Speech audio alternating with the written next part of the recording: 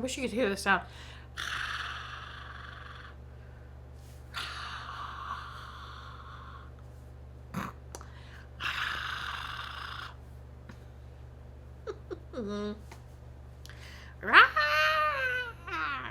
Not as good, I think. I think we got it. Okay.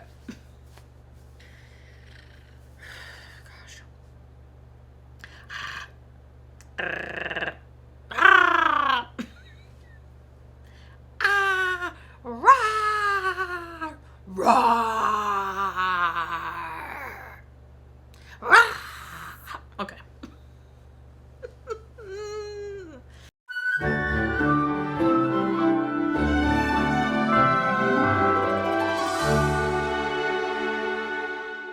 Welcome back to Ever Disney Movie Ever. My name is Jess and I'm watching Ever Disney Movie Ever. Today I'm going to talk about The Wild. The Wild is a 2006 animated theatrical release. It is about a lion father and son who struggle with their relationship, leading to an all-out adventure in Africa. It is directed by Steve Williams. Supervising animation done by Stephen Barnes, editing by V. Scott Balcerek and Stephen L. Wagner, music by Alan Silvestri, and it's written by Ed Decter, John J. Strauss, Mark Gibson, and Philip Halprin. The film stars Kiefer Sutherland as Samson, Greg Cipes as Ryan, Jim Belushi as Benny, Eddie Izzard as Nigel, Janeane Garofalo as Bridget, Richard Kind as Larry, and William Shatner as Kazar. The film had an $80 million budget and made $102.3 million in the box office, which is horrible. Not horrible. It's bad for what they usually look for, but it's not horrible because it made more than it took to make, I guess. It's got a 19% on Rotten Tomatoes, and the consensus reads, animation is good, animation is bad, violence and invention to keep kids amused, which is hilarious, and a lot of people had issue with that. It seemed to be almost exactly like Madagascar. Standout scene, I get like the opening, like comic book style fight, I thought was going to be the animation for the whole movie, and then I like obviously cut to Samson telling the story to Ryan, and I was like, oh, okay. So it was creepy, the animation comic book style at the beginning, but it was very fun, like especially the background transitions, those were really cool, and I liked the very stylized way about it. The actual animation for the movie, while not like as bad or as creepy as Valiant, it still like has that like creepy quality about it. I don't know how to describe it, other than like it's just unsettling. Like it's just not the best. It was animated fine, like there was nothing that was like this is so terrible to me. It just has like a weird feeling about it. I don't know, it's like in between real and fake. I don't know how to describe it. It has the same quality that like the Valiant animation feeling has, very blocky-ish, and just yeah, I don't know. But it's not the worst. The mid-2000s really just was the time of needle drops. Just, if you watched any show, Smallville, classic me, because that's the only one I watched that was similar to, but I like One Tree Hill, Dawson's Creek, which, I don't know if Dawson's Creek was still happening. I think so. Maybe? I don't know, but like One Tree Hill, stuff like that. Needle drops were like a big deal, and this has all those kinds of needle drops, like Lifehouse and freaking Everlife in the credits. While the needle drops themselves were great songs, I don't necessarily think they fit and were appropriate for this movie. I don't know what my problem is when I think the song that plays when you see Bridget for the first time made me laugh. I thought that was funny. But otherwise, like any of the like mid-2000s like Lifehouse feel songs, I didn't think were appropriate. Like not appropriate, like inappropriate. I just mean like for the story they were telling and the like creative vision they had established, the songs felt out of place. That's what I mean by not appropriate. Not that they were like inappropriate for children. They were fine. They were good songs. Like you can't go wrong with Lifehouse. But still, I just was like, why? Where did this come from? Is this supposed to be like One Tree Hill or Smallville or something? Like okay. The Wildebeest song though. I liked it, but it was creepy.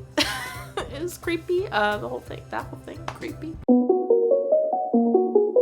I will say I thought the opening was super fun, as I've already said, with him telling that grandiose story, and it had the one joke that made me laugh.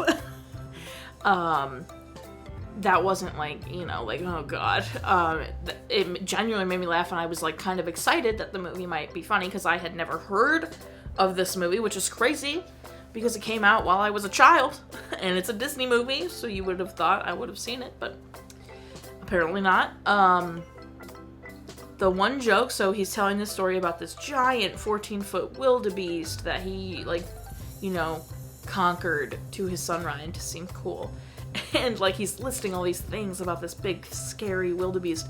And then he just tacks on, and he hated the environment. And in the story you're watching, the wildebeest, breathes his green fire onto a tree, and, the tree, dusts out. So it goes, and he hated the environment, and then the wildebeest goes, made me laugh. I thought that was a really fun little, you can tell the dad is faking the story and just, adding on even more terrible things, and he's like, and he hated the environment, and then the story you're witnessing, adjusts to what he's saying. I love that kind of stuff. I thought that was really funny. Little did I know, the rest was going to be not great.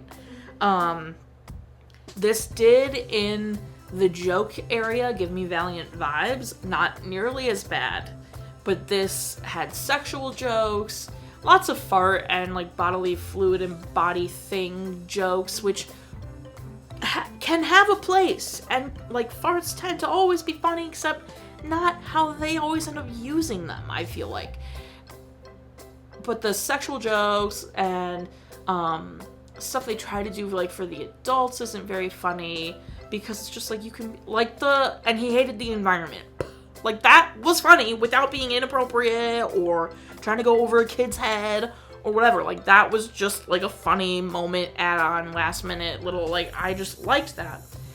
Also, what I'm not crazy about is there is one female character in this movie that is, a main character, and she is assaulted and harassed the whole movie, basically.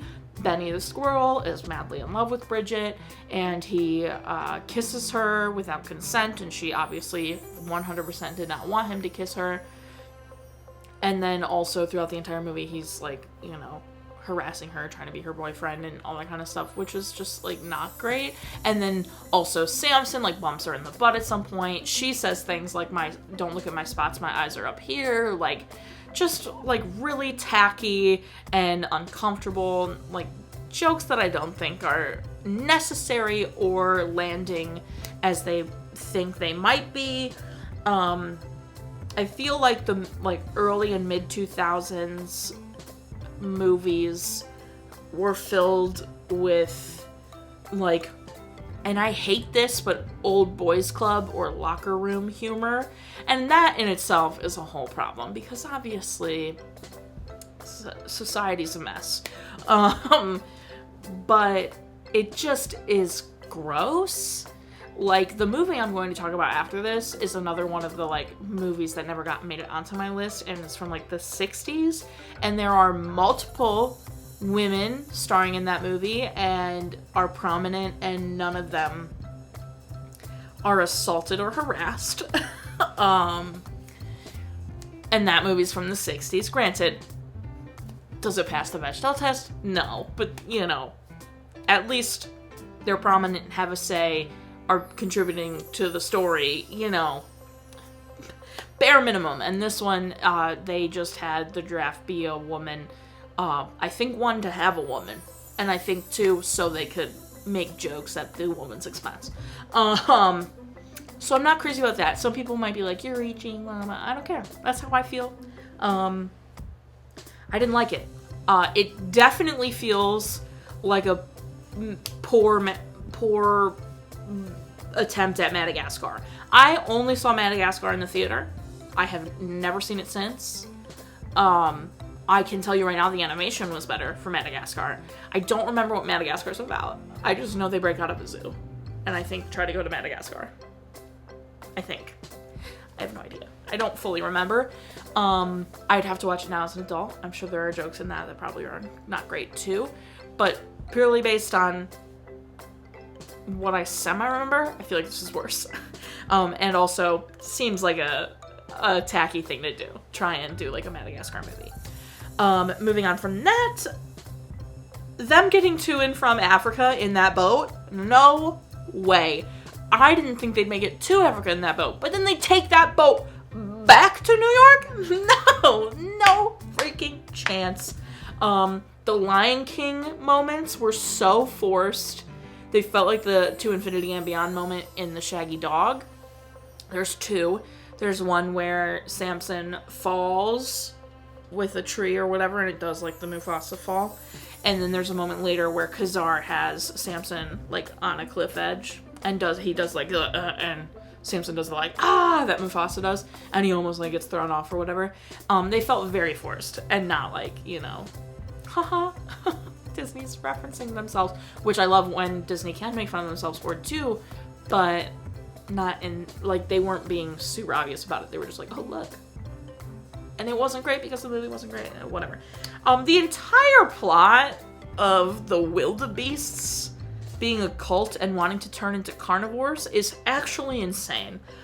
Who came up with that? Like, the story was supposed to be Samson's trying to rescue his kid and then tell the truth to his kid that he never was in the wild. He was a circus lion's kid and he was too afraid to do anything and was taken to a zoo. And you think it's gonna be like, okay, maybe there's some outside factors other than the fact that like they're stuck in the wild, but then all of a sudden we just take a left turn into the wildebeests are in a cult and want to turn into carnivores and eat the lions. It is so out of nowhere. And, like, the animation by the volcano and just their song and just their worshipping of the koala, it just was too much. It was a lot. I don't understand what's happening. It's making me laugh thinking about how much was going on in this movie, genuinely. Like, I don't know. Okay. And then, on top of it, they don't even give the wildebeests a reason to switch. It's so lazy. Like, when Khazar is finally, like, beat, the wildebeests just are like, we don't want to follow you anymore. Like, there's no, like, Samson and Ryan try, like, to argue, or Samson and Ryan, like, save one of them, and are like, listen, we're just trying to get home, like, whatever. You know, like, there's none of that. It's just, Khazar is like, get them, and they're like, oh, you know what, nah. Like, it's just so random, and really lazy. Yeah, I don't know. There's, like, you know, a good little lesson nugget in there. Nadine would definitely be bringing up, like, I love the message of the father and son telling each other the truth, and the roar comes from inside, and, like, they don't have to be wild to be good lions, and, like, yes, those are good. So good. But I think it gets so drowned out by the cult wildebeests assaulting the woman and the gross sexual humor. Yikes. Richard Kind, who plays Larry, is also Bing Bong, and I just want to say I think Bing Bong is a better character. But I also want to say William Shatner, by far and away, I think stood out in this film for me. He didn't sound as Shatner-y as he can sound. And I think he did a really good job as Khazar. I was like, oh, okay, William Shatner, go off. Like, not that he is a bad actor. I mean, he's Captain Kirk. Can't be upset about that. But just, he stood out of everyone to me in this movie. My favorite part of this, I totally forgot about while I've been talking about other things, was the alligators in the sewers giving directions. That was another part that was funny, because it wasn't, you know, that's an adult joke that kids might not get that is harmless and so funny. These two gators try to give directions to the crew, you know, the Bridget, Larry, Nigel, Samson, Benny, and it's like typical New York fighting about which way they should go, where he's like, oh, you're gonna go down this way to Washington Circle or something, you know? And he goes, you're gonna have them go through Washington Circle? What's the matter with you? And he's like, what are you talking about? That's the way they should go. And, you know, the other one's like, no, they should take Fremont Street or something. And then the other one's like, Fremont Street's under construction. And then the other one goes, that is true. So it's like, that was really funny. And that was probably my favorite part. It was a good little scene. I liked it. My least favorite parts, definitely the pigeons, which I didn't even touch on. I mentioned how it's like sexual jokes, fart and bodily jokes, and then jokes at other cultures' expenses, naturally. There was a group of pigeons that I think were supposed to be Indian, and it was not great representation by any means. Also pretty sure voiced by white people. So that scene I didn't like at all, and then assaulting Bridget I also didn't like. Listen, when it comes to recommending it or not, if you want to watch it, sure, go ahead. Like, if you want to watch it, sure. If you don't want to watch it, don't. And then I have no desire to watch this again, ever. I'm okay.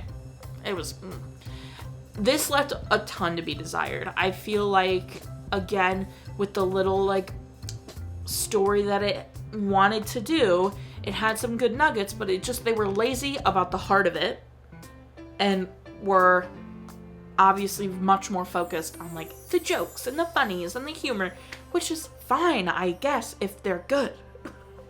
So this, while not nearly as terrible as Valiant, with the sexual jokes and just the, like, super inappropriate stuff, it's not great by any means.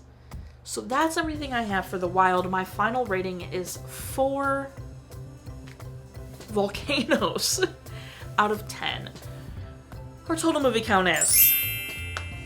Parent death toll and cry count are still the same. If you want to keep up with what movie I'm watching when, follow me on Instagram and Twitter. You'll find out what movie I'm watching when. I put up videos every Monday and Friday and sometimes Wednesday. Join Patreon. I got a tier starting at just $1. We get every video a week early and a coupon code for merch. Tiers above that, you can have daily trivia. Joanna's demolishing all of you in daily trivia, so go check it out. Buy merch. As always, merch is great, merch is grand. Until next time, come like, subscribe, and I'm not in charge of your life. You are a studio, and don't be Kazar about it. This movie is a trip, dude. I totally forgot about the gators giving directions. That's funny.